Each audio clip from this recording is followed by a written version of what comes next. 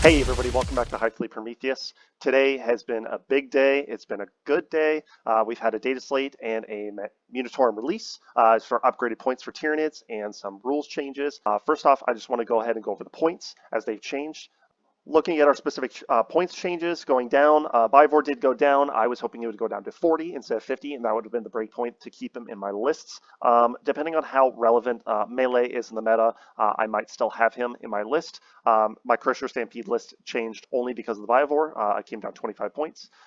Opens up some room for a enhancement if I want to put Monstrous Nemesis on something, if I want to throw on the Tyrant, but we'll get to that specifically later. Nothing else in this first column changed at all. Mucilid Spores, for some reason, came down 30 for 1 and 60 for 2.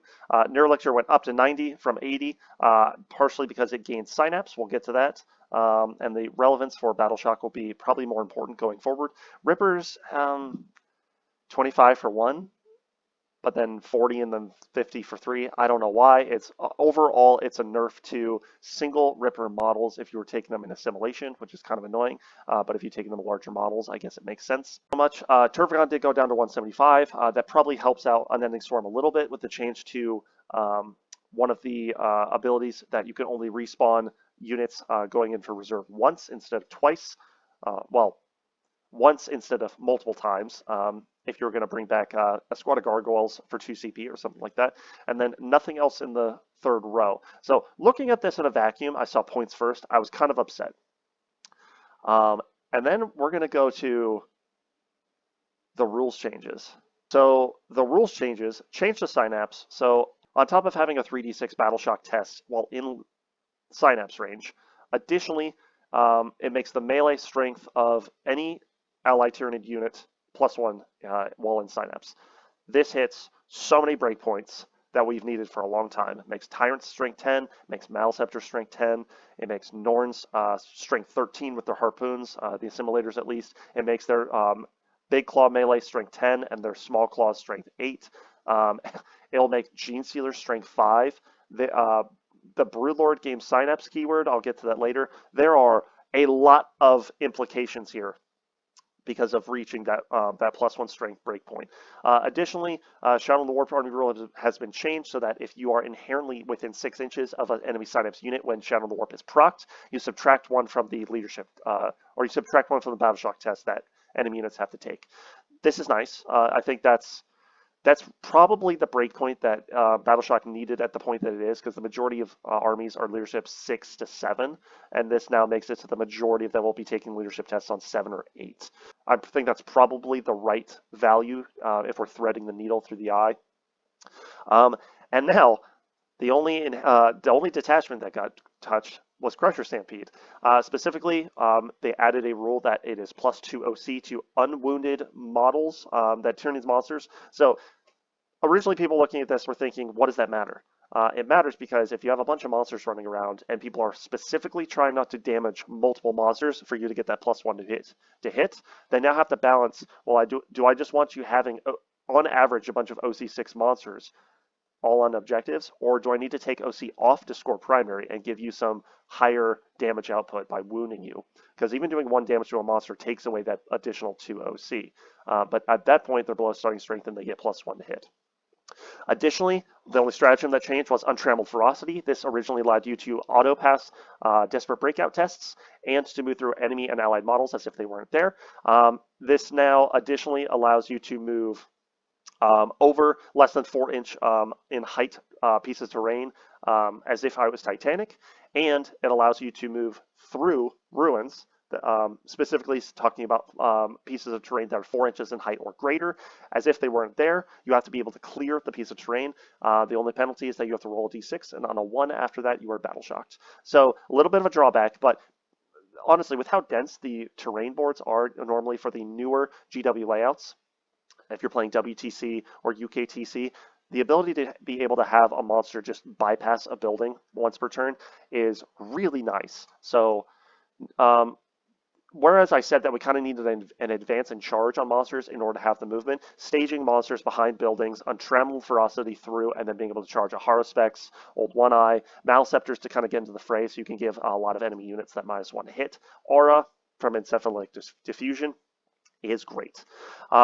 they added an ability onto the Hive Tyrant's, the walking Hive Tyrant's onslaught ability. So it's a 6-inch aura that originally just gave assault to all ranged weapons within the 6 inches, and additionally, it has added lethal hits. This is the one of the two things that I was really jealous of Invasion for having, because it sort of gatekept the ability to have lethals specifically to one of 6 detachments. And now you have to pay a hefty tax to get the aura, because the Hive Tyrant did not come down in points. It's still 235, which I think is a little expensive. But now all of your quality shooting, your Exocrines, your Maleceptors, honestly, anything that it would be of value to you to shoot that's not in the Invasion fleet gets lethal hits, as long as it's within 6 inches of the Hive Tyrant. That's great. Keeping the ball rolling, the Neurolictor had Synapse added to its datasheet. That's part of the reason why it probably went up to 90 points. It now can take its own battle shock tests on 3d6 instead of 2d6, and it extends a 6-inch aura of -1 leadership when you proc Shadow the Warp because it's Synapse. The Neer Tyrant was finally added to the leader section so that it can lead Zone Thrope, so it can get +1 to hit. So you can have a squad of 6 Zone Thropes and a Neer Tyrant, which does clock in at 305 points. But now your 6 land shots are going to be hitting on 2s. If you so choose, you can have Symbiotic Targeting proc from an Exocrine to reroll those 1s. And if you're targeting an enemy unit that's battle shocked, you get +1 to wound. So Strength 12 on a battle shocked Land Raider will be wounding on 3s instead of 4s. And if for some reason you're playing in Nexus and you used Irresistible Will instead of the Exocrine, you could reroll those 1s to hit and to wound. I think the Neer Tyrant with Zone Thropes and Assimilation Swarm and Nexus is going to be really good. I think it's still to be seen whether or not you're going to use that over the Tyrant effects. We'll get to that. The Broodlord and the Parasite of Mortrex had the Shadow the Warp ability added to them, so if you chose them as a leader, they actually can proc Shadow the Warp, not just Hive Tyrants or the Neer Tyrant. They additionally had Synapse added to their data sheets. Now, a Broodlord leading a squad of 10 Genestealers can finally benefit them without giving them an enhancement to give them Synapse, which also means that his breakpoint, he goes to Strength 7, AP2 for 2 on his melee, and the Genestealers go to Strength 5, AP2 for 1. This is awesome if you're attacking smaller things. This also allows you to finally hit a breakpoint where if you're attacking things with toughness 9, you're still wounding on 5s, no longer 4s with those Genestealers. So, that's awesome. The Moloch, Ravners, and the Trigon all got the Vanguard Invader keyword. Molochs, I've been saying for a long time, are sleeper units. I use them in Crusher Stampede to do chip damage and to get battle shocks in places that I needed. Now you're able to put 2 of those into reserve using Seeded Broods. That might be the wrong name of the stratagem, but there is a stratagem in Vanguard Invader that allows you to take 2 Vanguard Invader units, put them in reserve, and they can come back in next turn. So you can now uppy downy Molochs multiple times in the game. You also, it's Seeded Broods is the one that allows them to come on turn 1. You can have 2 in reserve, you can 1 CP Seeded Broods, have Molochs come in turn 1, do Mortals and Battle Shock, and if they're not engaged that next turn, you put them back in. So they could be a little CP hungry, but if you wanted to devote your time and energy to that, they could do a lot of Mortals over the course of the game. I think 2 or 3 Molochs is going to be seen in Vanguard Invader if you're not running Trigons specifically, because now they can advance and charge. So they move 10, advance, charge. Trigons in Synapse will be Strength 10, AP2 for 3 damage with 12 attacks. Pretty good. The Exocrine's strength on its weapon got buffed from 8 to 9 on its datasheet, which is great for shooting at smaller vehicles. You're wounding Orc trucks on 3s, you're wounding light Tau vehicles on 4s, and you're still wounding stuff on T10 on 5s. But if you're bringing that Hive Tyrant for lethals, now you're not gatekept to having that only in invasion, and he potentially can punch above his weight into toughness 10 plus vehicles and monsters a bit better. And in my opinion, the creme de la creme, especially for Crusher Stampede, and I love this model, the Tyrannifex's ranged weapon for the Rupture Cannon went from 2d6 damage to d6 plus 6. It's no longer the Casino Cannon. Now it's just the cannon. But honestly, I mean, still 2 attacks, still hitting on 3s with heavy. You still needed extra into proc Symbiotic Targeting to reroll 2s after not moving.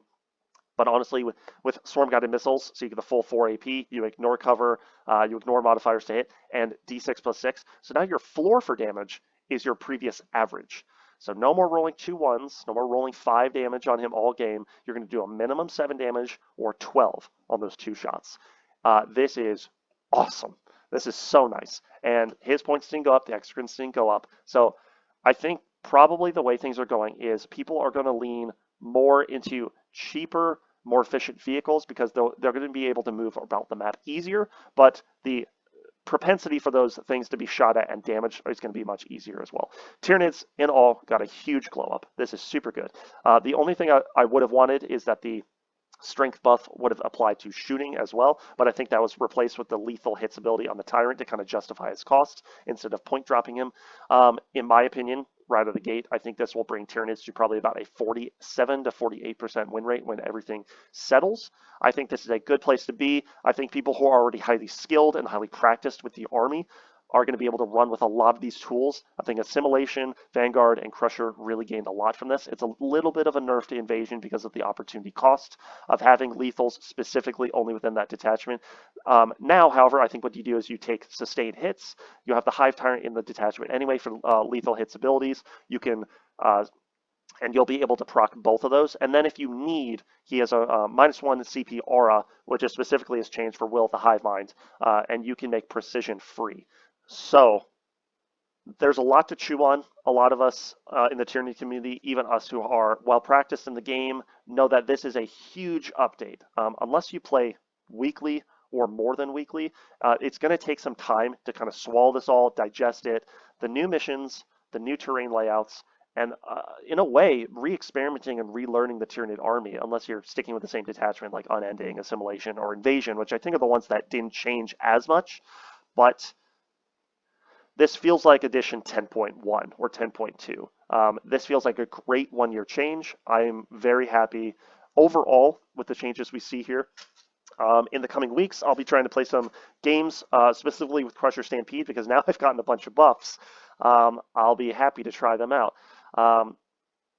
So I'll be talking more about innovations and things that I'm experimenting with later in a video, but I wanted to just get this out. I wanted to talk about some of the exciting things, and I wanted to say that Bug Summer is a thing now, and I hope others are rejoicing in the changes as much as I am. But this has been a quick update. I just want to thank everybody who's helped my channel grow over the year. My original goal was to hit 500 a year, but I think now I can double that and try to shoot for 1,000. So anybody who this information benefits, I'm glad I can be of service.